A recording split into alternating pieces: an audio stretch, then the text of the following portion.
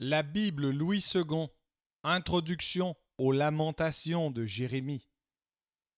Les discours des prophètes ont été les chefs-d'œuvre de ce qu'on appelle en littérature le genre oratoire. Les lamentations de Jérémie peuvent être considérées comme ce qu'il y a de plus élevé et de plus parfait dans le genre élégiaque. Le livre ainsi nommé comprend 5 complaintes qui ont pour sujet la ruine de Jérusalem et la destruction du peuple de Dieu par le roi des Babyloniens, Nebuchadnezzar. Les Hébreux nomment ce livre Eka, terme qui signifie comment, parce que c'est par ce mot que commence le premier chant. C'est un usage juif de nommer les livres d'après le mot ou d'après le sujet initial. Les traducteurs grecs, les Septante, ont appelé le livre qui nous occupe Trenoi, c'est-à-dire chant funèbre. La version latine, la Vulgate, lui a donné le nom de Lamentation, qui a passé dans notre langue. Chez les rabbins, il est souvent appelé Kinot, c'est-à-dire complainte. Ce nom est appliqué, en 2 Samuel 1,17, à l'élégie composée par David sur la mort de Saül et de Jonathan. Le prophète emploie lui-même plusieurs fois ce terme dans le livre de ses prophéties. Ces passages prouvent que, dès les temps les plus anciens, c'était l'usage d'employer la forme poétique pour exprimer les grandes douleurs nationales. Nous avons indiqué sommairement le sujet de ces 5 complaintes. Quoiqu'elles traitent toutes au fond le même thème, il est aisé cependant de découvrir entre elles des nuances et une certaine gradation. Dans la première, le poète pleure sur le fait déchirant pour tout cœur israélite de la ruine de Jérusalem. Dans la seconde, il trace le tableau de la cité de Dieu en ruine et il montre dans la juste colère divine la raison de ce châtiment. Dans la troisième, l'auteur, comme représentant de l'Israël fidèle, médite sur cette dispensation extraordinaire. Soumission au saint jugement de Dieu, confiance en son inépuisable miséricorde, tels sont les sentiments que fait naître en lui cette heure de profond recueillement.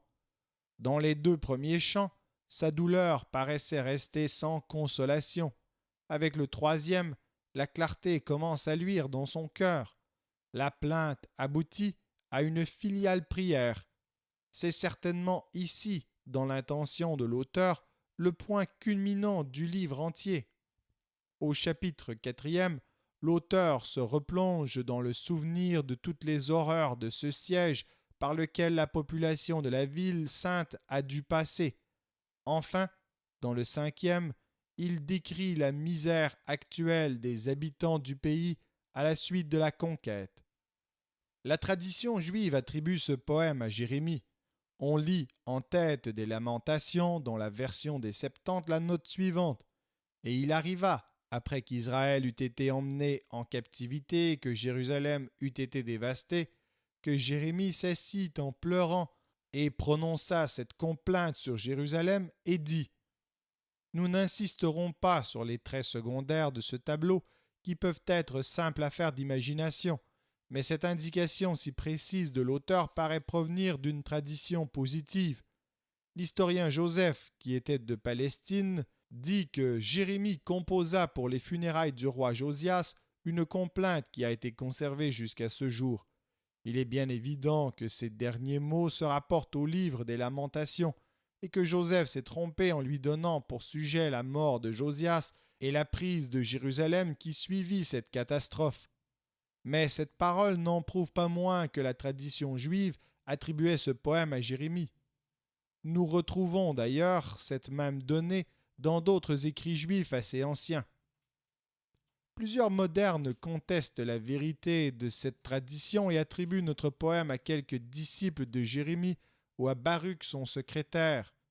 On allègue de prétendues contradictions entre les Lamentations et le livre des prophéties de Jérémie, puis 2 ou 3 passages où l'on croit trouver une imitation du livre d'Ézéchiel, ce qui obligerait à considérer les Lamentations comme composées postérieurement à celui-ci.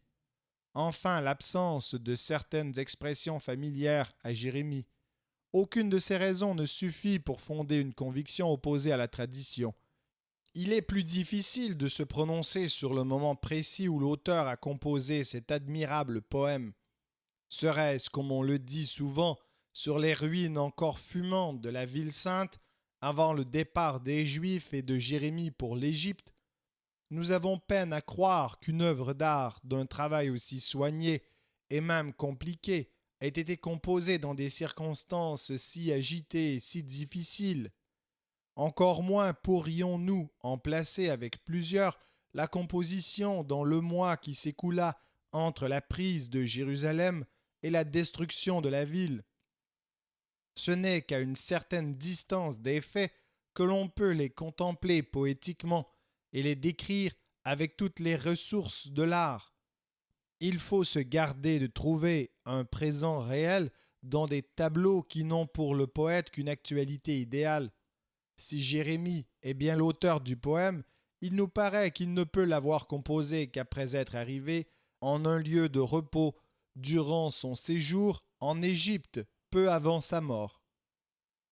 Lors même que les lamentations de Jérémie ne contiennent pas de prophétie proprement dite, ce livre n'en appartient pas moins au ministère prophétique de ce serviteur de Dieu. Il avait tout fait, tout souffert pour prévenir le châtiment divin. Après que la verge avait frappé, son œuvre n'était pas achevée.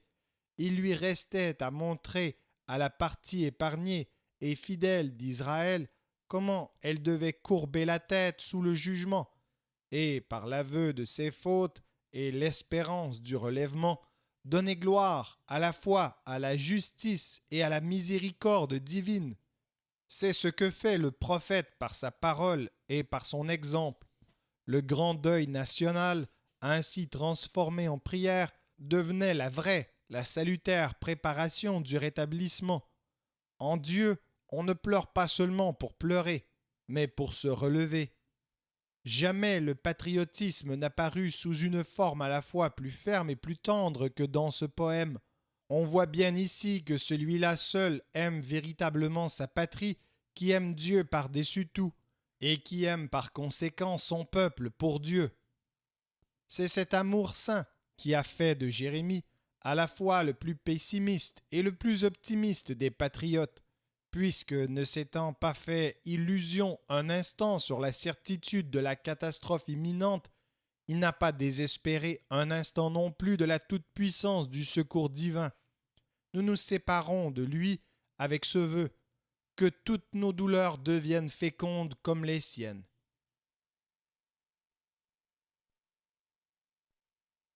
Les lamentations de Jérémie, chapitre 1. Et quoi? Elle est assise solitaire, cette ville si peuplée. Elle est semblable à une veuve, grande entre les nations, souveraine parmi les États. Elle est réduite à la servitude. Elle pleure durant la nuit, et ses joues sont couvertes de larmes. De tous ceux qui l'aimaient, nul ne la console. Tous ses amis lui sont devenus infidèles. Ils sont devenus ses ennemis. Juda est en exil, victime de l'oppression et d'une grande servitude. Il habite au milieu des nations, et il n'y trouve point de repos. Tous ses persécuteurs l'ont surpris dans l'angoisse. Les chemins de Sion sont dans le deuil, car on ne va plus aux fêtes. Toutes ses portes sont désertes, ses sacrificateurs gémissent, ses vierges sont affligées, et elle est remplie d'amertume. Ses oppresseurs triomphent, ses ennemis sont en paix, car l'Éternel l'a humilié à cause de la multitude de ses péchés. Ses enfants ont marché captifs devant l'oppresseur. La fille de Sion a perdu toute sa gloire. Ses chefs sont comme des cerfs qui ne trouvent point de pâture et qui fuient sans force devant celui qui les chasse. Au jour de sa détresse et de sa misère, Jérusalem s'est souvenu de tous les biens dès longtemps son partage. Quand son peuple est tombé sans secours sous la main de l'oppresseur, ses ennemis l'ont vu et ils ont ri de sa chute. Jérusalem a multiplié ses péchés. C'est pourquoi elle est un objet d'aversion. Tous ceux qui l'honoraient la méprisent en voyant sa nudité. Elle-même soupire et détourne la face. La souillure était dans les pans de sa robe, et elle ne songeait pas à sa fin. Elle est tombée d'une manière étonnante, et nul ne la console. Vois ma misère, ô Éternel, quelle arrogance chez l'ennemi. L'oppresseur a étendu la main sur tout ce qu'elle avait de précieux. Elle a vu pénétrer dans son sanctuaire les nations auxquelles tu avais défendu d'entrer dans ton assemblée. Tout son peuple soupire, ils cherchent du pain, ils ont donné leurs choses précieuses pour de la nourriture, afin de ranimer leur vie. Vois, Éternel, regarde comme je suis avili. Je m'adresse à vous tous qui passez ici. Regardez et voyez s'il est une douleur pareille à ma douleur, à celle dont j'ai été frappé. L'Éternel m'a affligé au jour de son ardente colère. D'en haut, il a lancé dans mes os un feu qui les dévore. Il a tendu un filet sous mes pieds. Il m'a fait tomber en arrière. Il m'a jeté dans la désolation, dans une langueur de tous les jours. Sa main a lié le joug de mes iniquités. Elles se sont entrelacées, appliquées sur mon cou. Il a brisé ma force. Le Seigneur m'a livré à des mains auxquelles je ne puis résister. Le Seigneur a terrassé tous mes guerriers au milieu de moi. Il a rassemblé contre moi une armée pour détruire mes jeunes hommes. Le Seigneur a foulé au pressoir la vierge fille de Juda. C'est pour cela que je pleure, que mes yeux fondent en larmes, car il s'est éloigné de moi, celui qui me consolerait, qui ranimerait ma vie. Mes fils sont dans la désolation, parce que l'ennemi a triomphé. Sion a étendu les mains, et personne ne l'a consolé. L'Éternel a envoyé contre Jacob les ennemis d'alentour. Jérusalem a été un objet d'horreur au milieu d'eux. L'Éternel est juste, car j'ai été rebelle à ses ordres. Écoutez, vous tous, peuple, et voyez ma douleur. Mes vierges et mes jeunes hommes sont allés en captivité. J'ai appelé mes amis, et ils m'ont trompé. Mes sacrificateurs et mes anciens ont expiré dans la ville. Ils cherchaient de la nourriture afin de ranimer leur vie. Éternel, regarde ma détresse. Mes entrailles bouillonnent. Mon cœur est bouleversé au-dedans de moi, car j'ai été rebelle. Au-dehors, l'épée a fait ses ravages. Au-dedans, la mort. On a entendu mes soupirs et personne ne m'a consolé. Tous mes ennemis ont appris mon malheur. Ils se sont réjouis de ce que tu l'as causé. Tu amèneras, tu publieras le jour où ils seront comme moi. Que toute leur méchanceté vienne devant toi, et traite-les comme tu m'as traité, à cause de toutes mes transgressions. Car mes soupirs sont nombreux, et mon cœur est souffrant.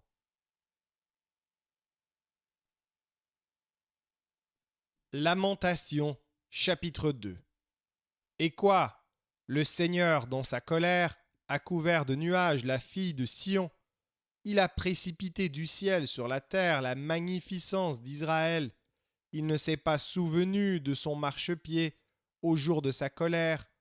Le Seigneur a détruit sans pitié toutes les demeures de Jacob. Il a, dans sa fureur, renversé les forteresses de la fille de Juda. Il les a fait rouler à terre. Il a profané le royaume et ses chefs. Il a, dans son ardente colère, abattu toute la force d'Israël. Il a retiré sa droite en présence de l'ennemi. Il a allumé dans Jacob des flammes de feu qui dévorent de tous côtés. Il a tendu son arc comme un ennemi. Sa droite s'est dressée comme celle d'un assaillant. Il a fait périr tout ce qui plaisait au regard. Il a répandu sa fureur comme un feu sur la tente de la fille de Sion. Le Seigneur a été comme un ennemi. Il a dévoré Israël. Il a dévoré tous ses palais. Il a détruit ses forteresses. Il a rempli la fille de Juda de plaintes et de gémissements. Il a dévasté sa tente comme un jardin. Il a détruit le lieu de son assemblée. L'Éternel a fait oublier en Sion les fêtes et le sabbat. Et dans sa violente colère, il a rejeté le roi et le sacrificateur. Le Seigneur a dédaigné son autel, repoussé son sanctuaire. Il a livré entre les mains de l'ennemi les murs des palais de Sion. Les cris ont retenti dans la maison de l'Éternel, comme en un jour de fête. L'Éternel avait résolu de détruire les murs de la fille de Sion. Il a tendu le cordeau, il n'a pas retiré sa main sans les avoir anéantis. Il a plongé dans le deuil, remparts et murailles, qui n'offrent plus ensemble qu'une triste ruine. Ses portes sont enfoncées dans la terre, il en a détruit, rompu les barres. Son roi et ses chefs sont parmi les nations, il n'y a plus de loi. Même les prophètes ne reçoivent aucune vision de l'Éternel. Les anciens de la fille de Sion sont assis à terre, ils sont muets, ils ont couvert leur tête de poussière, ils se sont revêtus de sacs. Les vierges de Jérusalem laissent retomber leur tête vers la terre. Mes yeux se consument dans les larmes, mes entrailles bouillonnent, ma bile se répand sur la terre à cause du désastre de la fille de mon peuple, des enfants et des nourrissons en défaillance dans les rues de la ville. Ils disaient à leur mère: où y a-t-il du blé et du vin?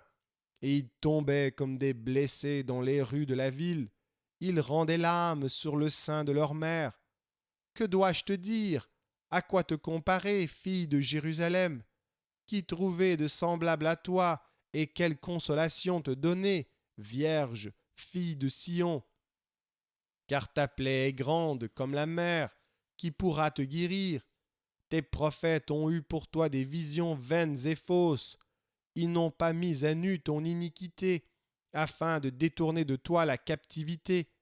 Ils t'ont donné des oracles mensongers et trompeurs. Tous les passants battent des mains sur toi. Ils sifflent, ils secouent la tête contre la fille de Jérusalem.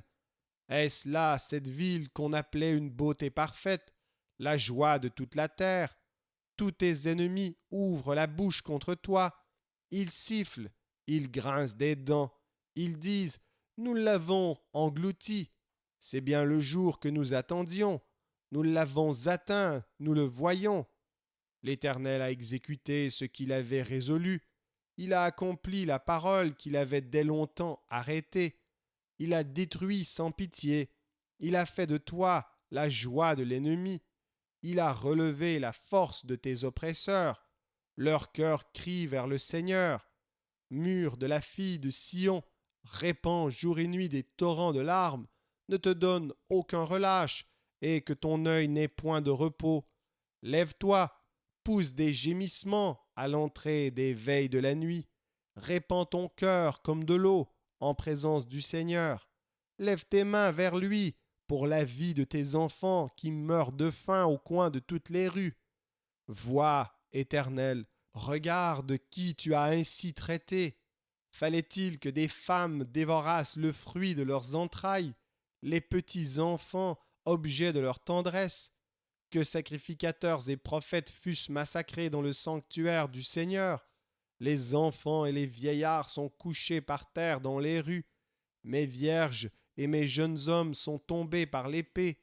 Tu as tué au jour de ta colère, tu as égorgé sans pitié, tu as appelé de toutes parts sur moi l'épouvante, comme à un jour de fête. Au jour de la colère de l'Éternel, il n'y eut ni réchappé ni survivant. Ceux que j'avais soignés et élevés, mon ennemi les a consumés.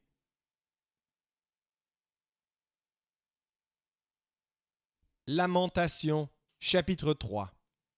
Je suis l'homme qui a vu la misère sous la verge de sa fureur.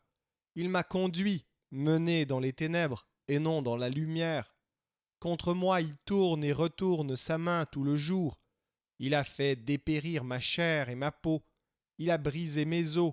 Il a bâti autour de moi. Il m'a environné de poison et de douleur. Il me fait habiter dans les ténèbres, comme ceux qui sont morts dès longtemps. Il m'a entouré d'un mur pour que je ne sorte pas. Il m'a donné de pesantes chaînes. J'ai beau crier et implorer du secours, il ne laisse pas accès à ma prière. Il a fermé mon chemin avec des pierres de taille. Il a détruit mes sentiers. Il a été pour moi un ours en embuscade, un lion dans un lieu caché. Il a détourné mes voies. Il m'a déchiré. Il m'a jeté dans la désolation. Il a tendu son arc et il m'a placé comme un but pour sa flèche. Il a fait entrer dans mes reins les traits de son carquois. Je suis pour tout mon peuple un objet de raillerie, chaque jour l'objet de leurs chansons. Il m'a rassasié d'amertume, il m'a enivré d'absinthe, il a brisé mes dents avec des cailloux, il m'a couvert de cendres. Tu m'as enlevé la paix, je ne connais plus le bonheur. Et j'ai dit, ma force est perdue, je n'ai plus d'espérance en l'Éternel. Quand je pense à ma détresse et à ma misère, à l'absinthe et au poison, quand mon âme s'en souvient, elle est abattue au-dedans de moi. Voici ce que je veux repasser en mon cœur, ce qui me donnera de l'espérance. Les bontés de l'Éternel ne sont pas épuisées, ses compassions ne sont pas à leur terme, elles se renouvellent chaque matin. Oh, que ta fidélité est grande! L'Éternel est mon partage, dit mon âme, c'est pourquoi je veux espérer en lui. L'Éternel a de la bonté pour qui espère en lui, pour l'âme qui le cherche. Il est bon d'attendre en silence le secours de l'Éternel. Il est bon pour l'homme de porter le joug dans sa jeunesse. Il se tiendra solitaire et silencieux, parce que l'Éternel le lui impose. Il mettra sa bouche dans la poussière, sans perdre toute espérance. Il présentera la joue à celui qui le frappe. Il se rassasiera d'opprobre, car le Seigneur ne rejette pas à toujours, mais lorsqu'il afflige, il a compassion selon sa grande miséricorde, car ce n'est pas volontiers qu'il humilie et qu'il afflige les enfants des hommes. Quand on foule aux pieds tous les captifs du pays, quand on viole la justice humaine à la face du Très-Haut, quand on fait tort à autrui dans sa cause, le Seigneur ne le voit-il pas? Qui dira qu'une chose arrive sans que le Seigneur l'ait ordonnée? N'est-ce pas de la volonté du Très-Haut que viennent les maux et les biens? Pourquoi l'homme vivant se plaindrait-il? Que chacun se plaigne de ses propres péchés. Recherchons nos voies et sondons, et retournons à l'Éternel. Élevons nos cœurs et nos mains vers Dieu qui est au ciel. Nous avons péché, nous avons été rebelles. Tu n'as point pardonné, tu t'es caché dans ta colère, et tu nous as poursuivis. Tu as tué sans miséricorde. Tu t'es enveloppé d'un nuage pour fermer accès à la prière. Tu nous as rendus un objet de mépris et de dédain au milieu des peuples. Ils ouvrent la bouche contre nous, tous ceux qui sont nos ennemis. Notre partage a été la terreur et la fosse, le ravage et la ruine. Des torrents d'eau coulent de mes yeux à cause de la ruine de la fille de mon peuple. Mon œil fond en larmes, sans repos, sans relâche, jusqu'à ce que l'Éternel regarde et voie du haut des cieux. Mon œil me fait souffrir à cause de toutes les filles de ma ville. Ils m'ont donné la chasse comme un oiseau, ceux qui sont à tort mes ennemis. Ils ont voulu anéantir ma vie dans une fosse, et ils ont jeté des pierres sur moi. Les eaux ont inondé ma tête. Je disais, je suis perdu. J'ai invoqué ton nom, ô Éternel, du fond de la fosse. Tu as entendu ma voix. Ne ferme pas l'oreille à mes soupirs, à mes cris. Au jour où je t'ai invoqué, tu t'es approché. Tu as dit, ne crains pas. Seigneur, tu as défendu la cause de mon âme. Tu as racheté ma vie. Éternel, tu as vu ce qu'on m'a fait souffrir. Rends-moi justice. Tu as vu toute leur vengeance, tout leur complot contre moi, Éternel. Tu as entendu leurs outrages, tout leur complot contre moi, les discours de mes adversaires et les projets qu'ils formaient chaque jour contre moi. Regarde quand ils sont assis et quand ils se lèvent. Je suis l'objet de leurs chansons. Tu leur donneras un salaire, ô Éternel, selon l'œuvre de leurs mains. Tu les livreras à l'endurcissement de leur cœur, à ta malédiction contre eux. Tu les poursuivras dans ta colère et tu les extermineras de dessous les cieux, ô Éternel.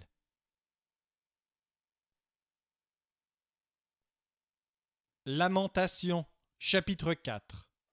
Et quoi? L'or a perdu son éclat, l'or pur est altéré, Les pierres du sanctuaire sont dispersées au coin de toutes les rues. Les nobles fils de Sion, estimés à l'égal de l'or pur, sont regardés, hélas, comme des vases de terre, ouvrage des mains du potier. Les chacals même présentent la mamelle. Ils allaitent leurs petits, mais la fille de mon peuple est devenue cruelle comme les autruches du désert. La langue du nourrisson s'attache à son palais, desséché par la soif. Les enfants demandent du pain et personne ne leur en donne. Ceux qui se nourrissaient de mets délicats périssent dans les rues. Ceux qui étaient élevés dans la pourpre embrassent les fumiers. Le châtiment de la fille de mon peuple est plus grand que celui de Sodome, détruite en un instant, sans que personne ait porté la main sur elle. Ses princes étaient plus éclatants que la neige, plus blancs que le lait. Ils avaient le teint plus vermeil que le corail. Leur figure était comme le saphir, leur aspect plus sombre que le noir. On ne les reconnaît pas dans les rues. Ils ont la peau collée sur les os, sèche comme du bois. Ceux qui périssent par l'épée sont plus heureux que ceux qui périssent par la faim, qui tombent exténués, privés du fruit des champs. Les femmes, malgré leur tendresse, font cuire leurs enfants. Ils leur servent de nourriture. Au milieu du désastre de la fille de mon peuple, l'Éternel a épuisé sa fureur. Il a répandu son ardente colère. Il a allumé dans Sion un feu qui en dévore les fondements. Les rois de la terre n'auraient pas cru, aucun des habitants du monde n'aurait cru que l'adversaire, que l'ennemi entrerait dans les portes de Jérusalem. Voilà le fruit des péchés de ses prophètes, des iniquités de ses sacrificateurs, qui ont répandu dans son sein le sang des justes. Ils erraient en aveugles dans les rues, souillés de sang, on ne pouvait toucher leurs vêtements. Éloignez-vous, impurs, leur criait-on. Éloignez-vous, éloignez-vous, ne nous touchez pas. Ils sont en fuite, ils errent çà et là. On dit parmi les nations, ils n'auront plus leur demeure. L'Éternel les a dispersés dans sa colère. Il ne tourne plus les regards vers eux. On n'a eu ni respect pour les sacrificateurs, ni pitié pour les vieillards. Nos yeux se consumaient encore, et nous attendions vainement du secours. Nos regards se portaient avec espérance vers une nation qui ne nous a pas délivrés. On épiait nos pas pour nous empêcher d'aller sur nos places. Notre fin s'approchait, nos jours étaient accomplis. Notre fin est arrivée. Nos persécuteurs étaient plus légers que les aigles du ciel. Ils nous ont poursuivis sur les montagnes. Ils nous ont dressé des embûches dans le désert. Celui qui nous faisait respirer, loin de l'Éternel, a été pris dans leur fosse. Lui de qui nous disions, nous vivrons sous son ombre parmi les nations. Réjouis-toi, tressaille d'allégresse, fille d'Édom, habitante du pays d'Uts. Vers toi aussi passera la coupe. Tu t'enivreras et tu seras mise à nu. Fille de Sion, ton iniquité est expiée. Il ne t'enverra plus en captivité. Fille d'Édom, il châtiera ton iniquité. Il mettra tes péchés à découvert.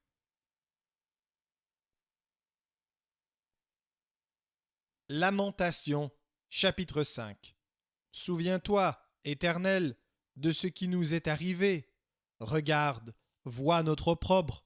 Notre héritage a passé à des étrangers, nos maisons à des inconnus. Nous sommes orphelins, sans père. Nos mères sont comme des veuves. Nous buvons notre eau à prix d'argent. Nous payons notre bois. Nous sommes poursuivis, le joug sur le cou. Nous sommes épuisés.